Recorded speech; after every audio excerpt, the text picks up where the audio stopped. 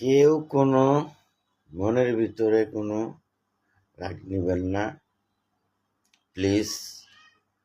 আমি একা 100 আল্লাহর কাছে দোয়া করি সত্যটা প্রকাশ করার লেগা।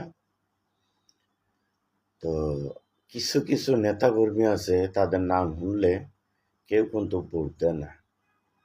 যেমন ধরুন, আমি অনেকজনের কাছে বললে ভোট দেয়, বলে আপনি কি এত ভালো মানুষ? অনেক মানুষে বলে আপনার কথাগুলো ভালো লাগে, আপনি যে সত্য কথা বলেন, লিগ্যাল কথা বলেন, এই কারণে আপনাকে কেউ এখন বর্তমানে মূল্য দেয় না। সমস্যা না ভাই। তো আজকেও আমি কক্সবাজার গেছিলাম, কিন্তু সকালে আমি আসলাম 6টা বাজে। এই পর্যন্ত তো আমাদের বুড়িচঙ্গে অনেক নেতাকর্মী আছে, কেউ তো সবাই তো ভালোবাসে আমাকে, তো কেউ তো আজকে তারেক জিয়া আসবে কুমিল্লাতে, আমাকে তো ফোন দেয় নাই। এটাই নিয়ম নেতাকর্মীরা। সমস্যা নাই, আবার তো আগামীতে নির্বাচন হবে।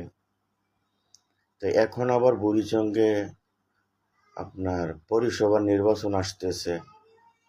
এখন সব মানুষে জানে, ছোট 5 বছর ছোট বাচ্চার থেকে বড় মুরব্বী হইতে সবাই জানে এখন কে ভালো, কে খারাপ, কে মন্দ।